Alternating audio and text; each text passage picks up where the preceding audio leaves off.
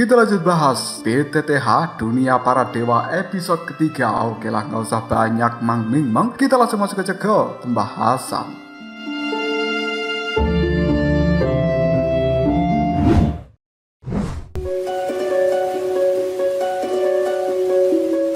Sekarang Wuyong bersama dengan Soyen sudah berada di tengah-tengah arena kompetisi.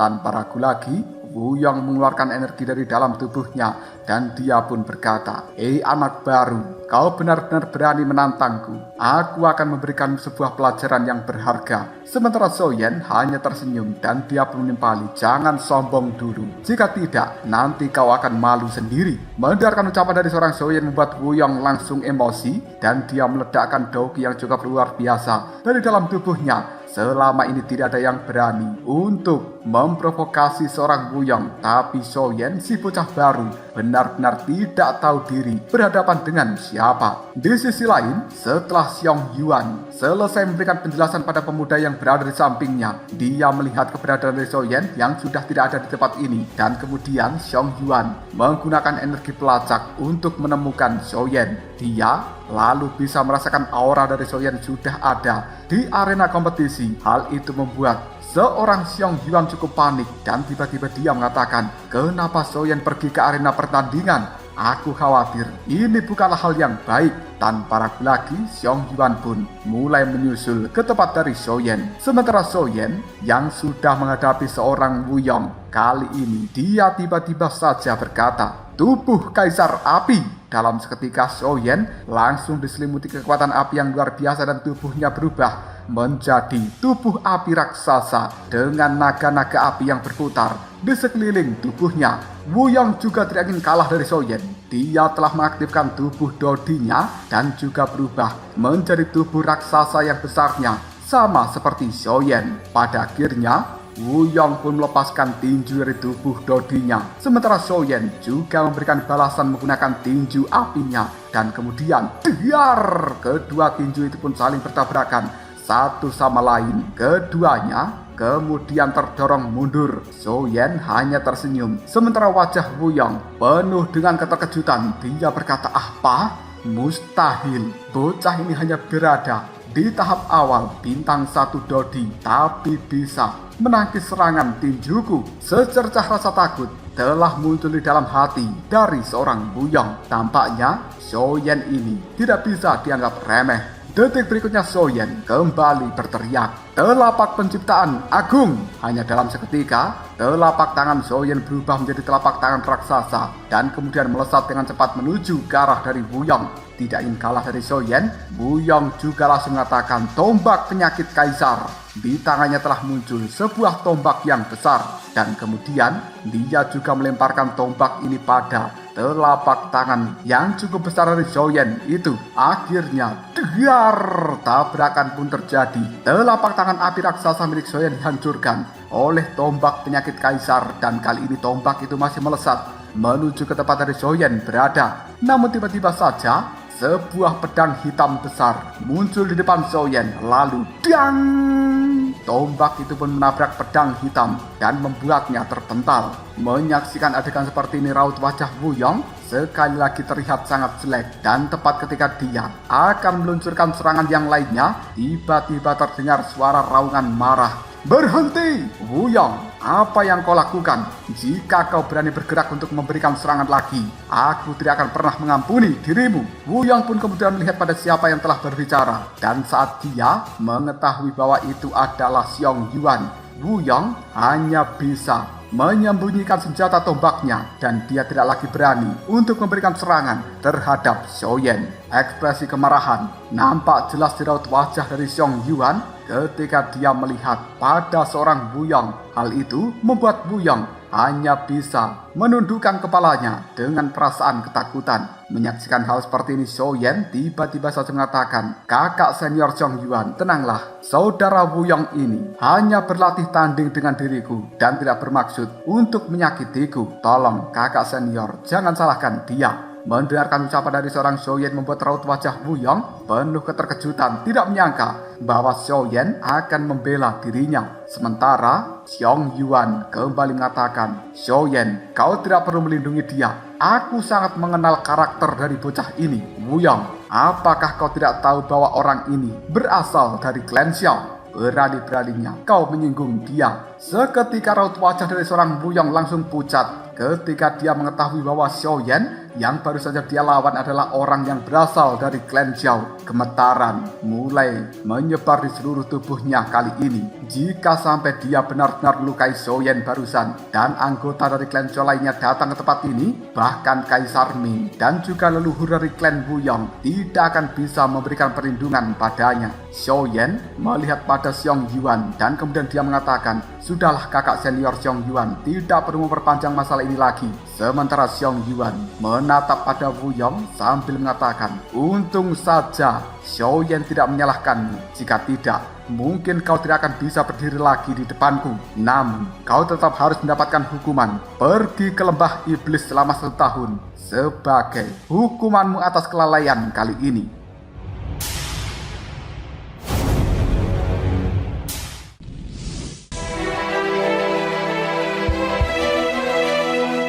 Wu Yong tidak berani menolaknya dan hanya bisa menganggukkan kepalanya. Sementara Xiaoyan masih membela Wu Yong. "Saudara Xiong Yuan, sudahlah, kita barusan hanya sparring saja dan kau tidak perlu memberikan hukuman padanya." Mendengarkan ucapan dari seorang Xiaoyan membuat Xiong Yuan hanya bisa mengatakan, "Baiklah jika begitu, karena saudara Xiaoyan sudah memohon padaku, maka aku tidak akan menghukum si Wu Yong ini. Pergi kau." Mendengarkan itu, Wu Yong hanya bisa menakutkan dua tangannya pada Xiaoyan dan juga Xiong Yuan. Lalu dia meninggalkan tempat ini. Sementara Xiong Yuan masih tidak habis pikir, berani-beraninya Wu Yong memberikan serangan pada Xiaoyan. Jika sampai Xiaoyan terluka, bagaimana caranya dia menjelaskan kepada Kaisar Ming serta Pak Tua dari klan Xiao? Selanjutnya Xiong Yuan kembali melihat pada Xiaoyan sambil berkata, "Syukurlah saudara Xiaoyan, kau masih baik-baik saja. Karena kau sudah melihat arena kompetisi ini, maka selanjutnya aku akan membawamu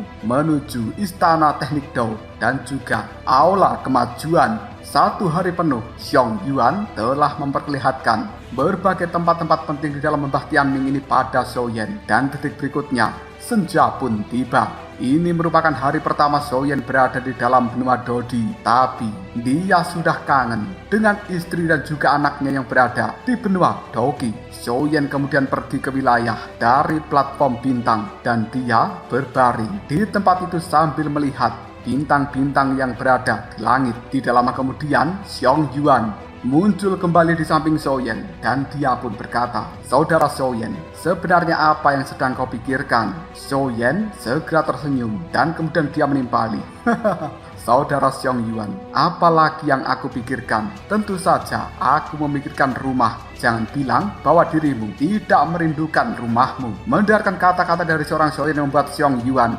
hanya bisa tersenyum tipis dan kemudian dia menimpali, "Aku memang tidak merindukan rumah karena aku tidak punya rumah dan tempat ini adalah satu-satunya rumahku. Diriku di masa lalu adalah orang yang dikucilkan dari keluargaku. Jadi kenapa aku harus memikirkan masa lalu seperti itu?" Ngomong-ngomong saudara Xiaoyan, akan aku katakan sebuah fakta. Begitu kau tiba di dalam benua Dodi, maka kau tidak akan bisa kembali untuk menuju tempat asalmu, yaitu benua Doki. Mendengarkan ucapan dari Xiong Yuan membuat Xiaoyan yang tadinya terbaring kini langsung berdiri dan dengan raut wajah penuh keterkejutan dia berkata, "Apa? Tidak mungkin, aku tidak bisa kembali. Apakah itu berarti aku tidak akan pernah melihat keluargaku lagi?" Xiong Yuan ketika melihat ekspresi dari Xiaoyan hanya bisa menggelengkan kepalanya dan dia pun berkata, "Tenanglah. Sebenarnya untuk kembali itu bukan hal yang mustahil. Hanya saja sampai detik ini belum ada satupun orang yang bisa melakukannya."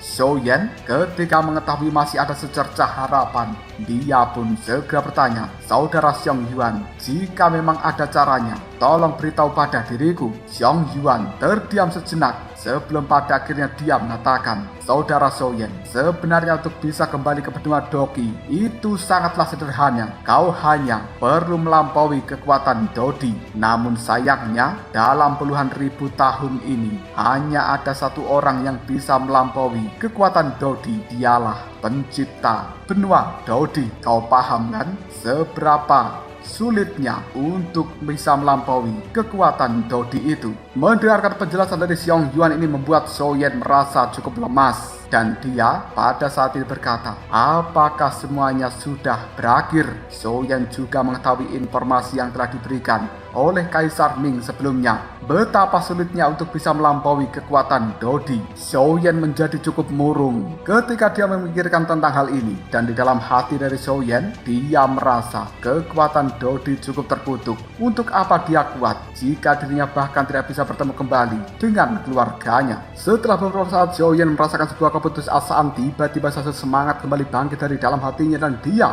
mengepalkan tinjunya sambil berkata, siapa yang peduli? Karena aku hanya bisa kembali jika diriku melampaui kekuatan Dodi, maka aku akan berusaha melampaui hal itu. Setidaknya masih ada harapan. Sun Er, Cailin, Xiao Xiao, Xiaolin, tunggu ayah kembali. Ketika menyaksikan semangat yang telah pulih dari dalam tubuh Soyen membuat Xiong Yuan hanya bisa tersenyum sambil menganggukkan kepalanya. Dan kemudian Xiong Yuan berkata di dalam hatinya, mungkinkah dia akan benar-benar bisa melampaui kekuatan Dodi? Yang mustahil itu. Sudah beberapa puluh ribu tahun belakangan ini banyak jenius seperti Soyen. Awalnya mereka penuh dengan kepercayaan diri, tapi pada akhirnya juga telah dilanda oleh sebuah keputusasaan. Karena tidak ingin melunturkan semangat dari seorang Soyen, Xiong Yuan hanya menyimpan kata-kata di dalam hatinya sendiri. Sepanjang malam Xiong Yuan bersama dengan Soyen mengobrol ke sana dan juga kemari, hingga hal itu membuat Soyen mengetahui bahwa konon katanya belum ada seorang pun yang pernah menjelajahi sepenuhnya benua Dodi ini. Banyak klan-klan kuat yang tersembunyi belum menunjukkan dirinya. Dan di setiap bagian dari benua Dodi ini penuh dengan bahaya. Di dalam benua Dodi sendiri, profesi seperti alkemis itu adalah hal yang tidak terduga. Tingkatan dari pil obat yang dibuat oleh seorang alkemis menjadi tidak terbatas dan sangat dihargai.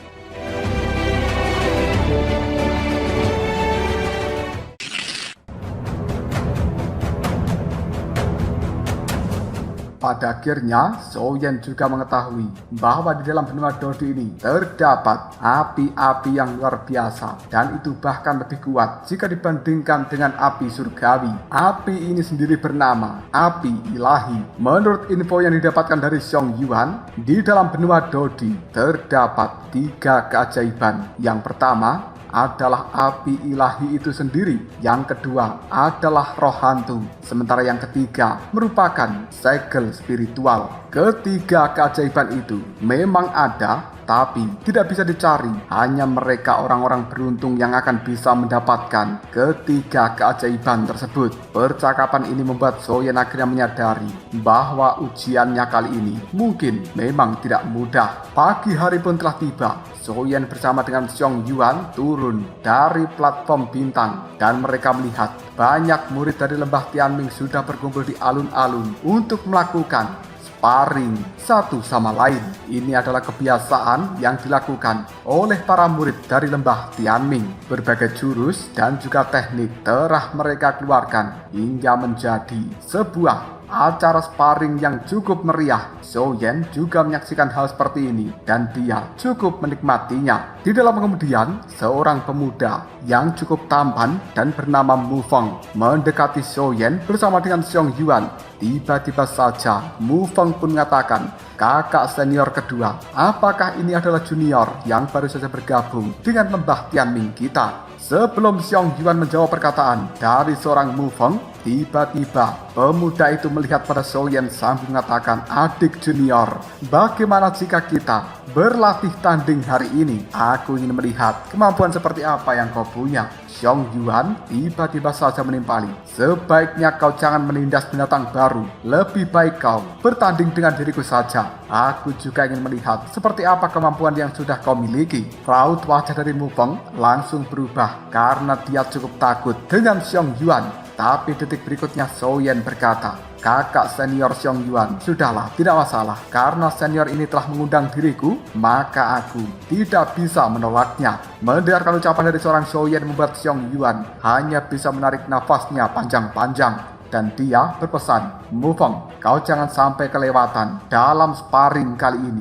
Mengerti? Jika tidak, nanti kau akan berurusan secara pribadi denganku. Mufeng pun hanya bisa menganggukkan kepalanya. Dan detik berikutnya Xiaoyan menangkupkan dua tangannya kepada Mufeng sambil berkata, senior Mufeng, aku mohon bimbingan darimu. Mufeng pun tertawa terbahak-bahak. Kau ini sungguh senior yang luar biasa. Hari ini, aku akan memberikan pelajaran yang cukup berharga pada dirimu adik juniorku. Ayo, ikutlah bersama denganku. Kekuatan dari Mufeng ini juga sama, seperti Wu Yong. Di tahap menengah dari bintang 1 Daodi. Tidak butuh waktu yang lama Mufeng mengeluarkan energi yang luar biasa dari dalam tubuhnya. Sementara Xiaoyan masih tetap tenang untuk melihat seperti apa kemampuan yang dimiliki oleh Mufeng ini. Pada akhirnya Daoki yang berwarna merah telah menyelimuti tubuh dari seorang Mufeng. Dan itu membuat Xiaoyan bisa merasakan energi yang sangat dahsyat. Dia tidak berani meremehkan kekuatan dari Mufeng ini. Hanya dalam waktu yang singkat, tubuh Mufeng pun menghilang. Dan ketika muncul kembali, dia sudah berada di hadapan dari seorang Xiaoyan melancarkan tinju yang berwarna merah. Menghadapi hal seperti ini, Xiaoyan menghilang tiba-tiba hingga akhirnya tinju itu tidak mampu mengenai tubuh dari Xiaoyan. Selanjutnya, setelah Xiaoyan muncul kembali, dia sudah melemparkan kekuatan jari yang berwarna kuning raksasa. Menghadapi kekuatan dari seorang Xiaoyan ini membuat Mufeng juga tidak berani meremehkan kekuatan Xiaoyan. Dia akhirnya mengarahkan tinju merahnya pada jari kuning itu dan tiba-tiba saja degyar. Keduanya saling bertabrakan satu sama lain menimbulkan sebuah ledakan yang cukup luar biasa di udara. Selanjutnya, Mufeng kembali melemparkan tinju merahnya ke arah Xiaoyan. Hal itu membuat Xiaoyan tidak berani untuk bersantai kembali. Dia mengeluarkan energi api dari dalam dirinya dan kemudian berubah menjadi naga api yang langsung melesat pada tinju merah milik Mufeng itu. Akhirnya benturan pun kembali terjadi yang kemudian fluktuasi energi menyebar dalam seketika. Tubuh dari Xiaoyan terdorong mundur dan dia memuntahkan cairan merah. Menyaksikan adegan seperti ini membuat Xiong Yuan merasa cukup cemas dan dia bersiap maju untuk menghentikan pertarungan antara Mufeng dan juga Xiaoyan. Tapi tiba-tiba saja Xiaoyan melihat pada Xiong Yuan sambil melambaikan tangannya dan menghentikan bahwa dia masih sanggup melakukan pertarungan ini. Xiaoyan tersenyum sambil berkata, pertempuran yang sebenarnya baru saja dimulai. Sudah lama sekali aku tidak menghadapi lawan yang luar biasa. Kakak senior Xiong Yuan, kau tenang saja. Aku tidak mungkin akan kalah. Ucapan dari Xiaoyan benar-benar membuat Mufeng cukup tercengang. Dia belum pernah melihat seseorang yang begitu gigih tidak mau mengakui kekalahan setelah bertarung dengan dirinya. Tanpa ragu lagi Xiaoyan mengeluarkan banyak kekuatan api yang berada di dalam tubuhnya dan kemudian dia berteriak, teratai api nirwana. Akhirnya, api-api surgawi di dalam tubuh Xiaoyan itu pun mulai bergabung satu sama lain dan lalu membentuk sebuah teratai. Berbagai energi yang berada di tempat sekitar mulai mengalir pada api teratai yang berada di tangan Xiaoyan itu. Banyak orang yang berada di alun-alun besar ini melihat ke arah Xiaoyan karena bisa merasakan adanya energi yang sangat menakutkan. Mereka juga telah menyaksikan bagaimana caranya Xiaoyan menggabungkan kekuatan api-api itu menjadi sebuah teratai api. Hal ini membuat banyak orang tiba-tiba saja mengatakan, apakah dia sebenarnya adalah seorang alkemis?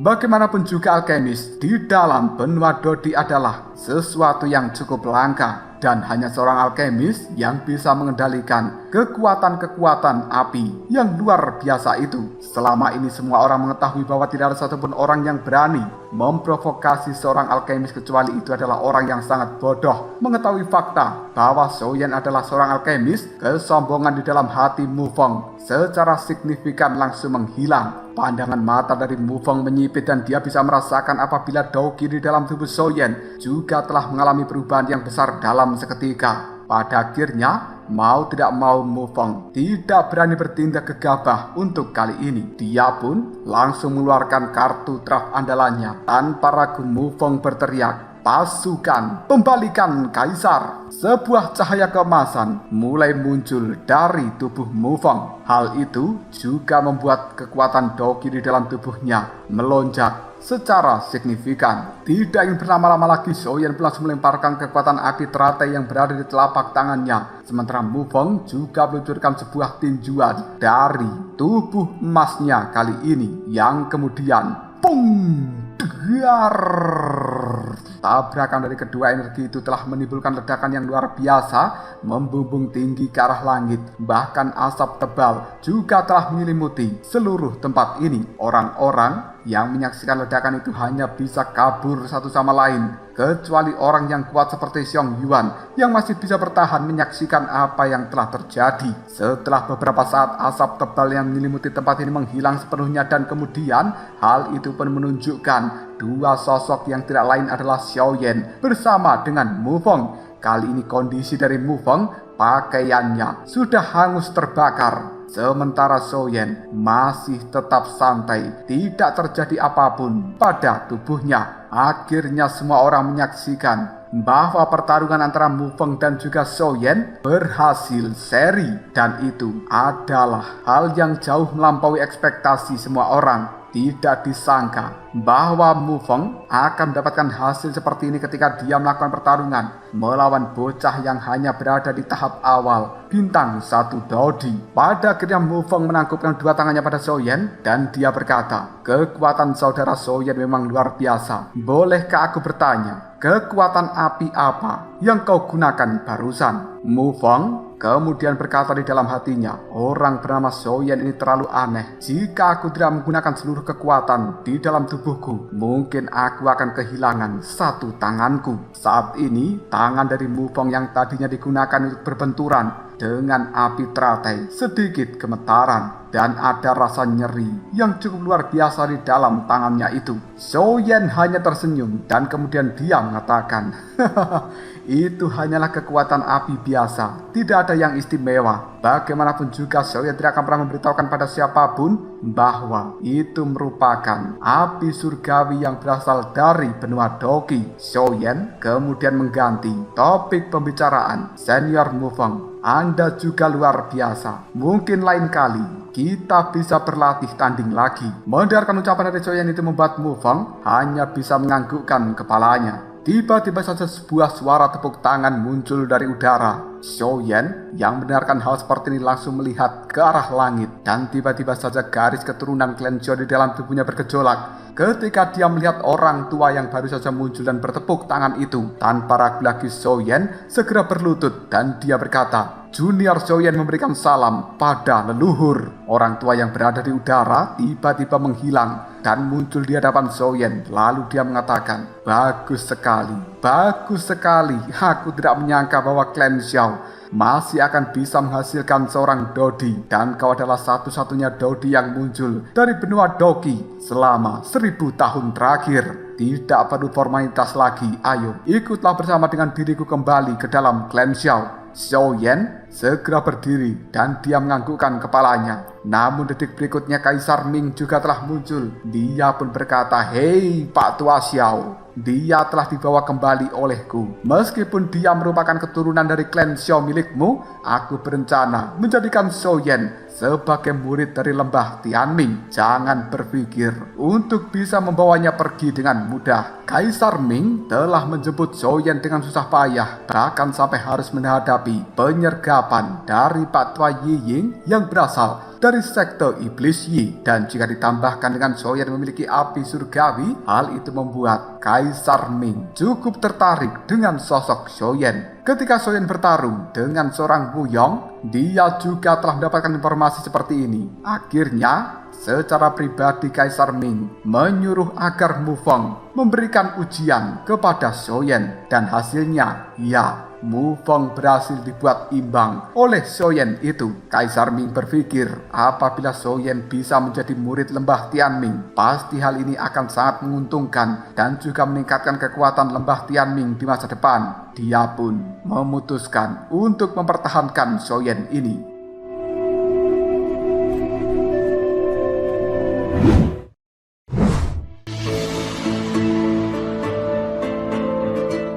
Pandangan mata dari Pak Tua Xiao melihat Kaisar Ming dan kemudian dia mengatakan, orang tua sialan, dia adalah anggota dari klan Xiao milikku dan aku hanya menyuruhmu untuk menjemputnya. Tapi kenapa kau malah ingin mengklaimnya sebagai murid darimu? Xiaoyan, sudahlah, tidak perlu mendengarkan ucapan dari Kaisar Ming. Ayo pergi bersama dengan diriku. Pak Tua Xiao ini merupakan leluhur agung generasi ke-25 dari klan Xiao dan dia bernama Xiao Long yang juga merupakan tetua ketiga dari klan Xiao di dalam benua Daodi. Kekuatannya sama dengan Kaisar Ming, berada di level Daodi bintang ketiga. Orang-orang kuat dari klan Xiao di dalam benua Daodi ini merasa akan kedatangan dari Xiaoyan, dan demi memastikan keselamatan Xiaoyan, mereka yang berada di dalam klan Xiao telah mengutus Pak Tua Xiao Long ini untuk menjemput Xiaoyan, dan kebetulan dia telah melewati lembah Tianming ini dan secara tidak sengaja malah bertemu dengan tetua lembah Tianming. Akhirnya orang tua itu mengajak leluhur atau tetua Xiao Long untuk membicarakan sesuatu yang cukup penting karena tidak bisa lagi menjemput Xiaoyan. Akhirnya tetua Xiao Long meminta bantuan pada Kaisar Ming untuk menjemput Xiaoyan tersebut. Malah sekarang Kaisar Ming akan menjadikan Xiaoyan sebagai murid di dalam lembah Tianmingnya. Bagaimana bisa tetua Xiao Long setuju dengan hal itu? Kaisar Ming mendekati tetua Xiao Long dan kemudian dia mengatakan, saudara Xiao Long, kau tahu kan hubungan kita seperti apa? Jangan sampai merusak hubungan baik ini. Demi nama dari dirimu, aku akan menerima Junior Xiaoyan sebagai murid terpilih dari lembah Tianming. Jika kau mengizinkan hal ini, maka aku akan memberikan imbalan yang cukup luar biasa. Mendengarkan kata-kata dari Kaisar Ming membuat tetua Xiao Long kemudian menimpali.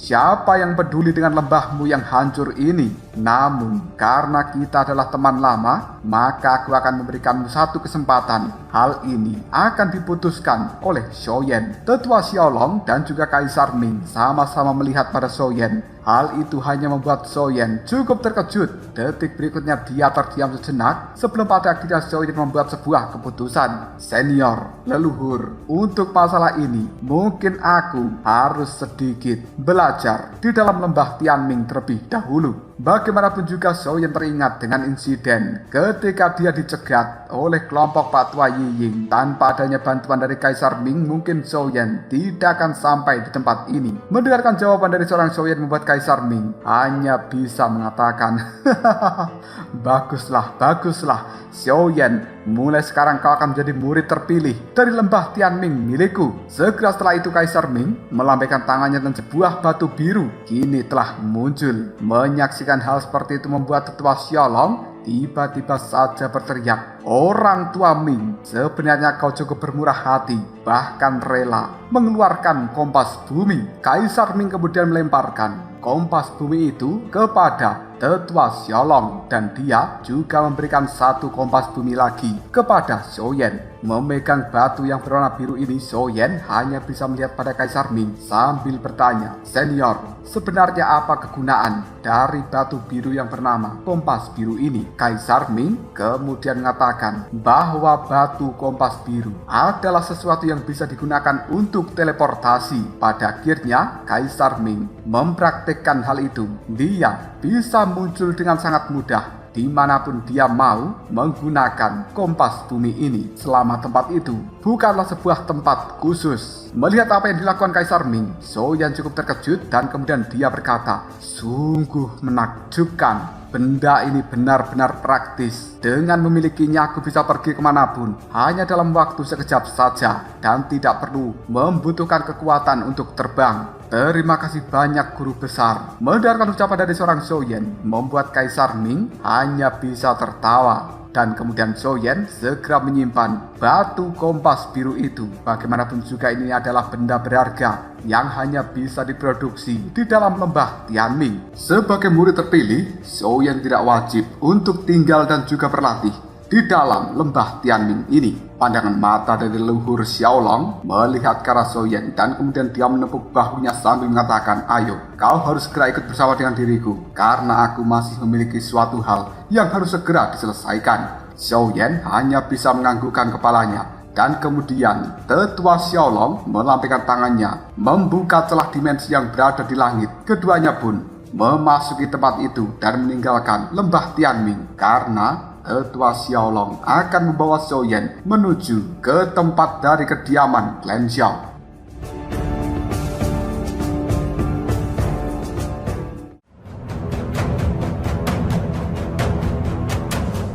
Lalu apakah yang akan terjadi selanjutnya? Seperti apakah suasana di dalam klan Xiao yang berada di benua Dodi ini? Jika kalian penasaran, tunggu aja jawabannya di next video. Koproso.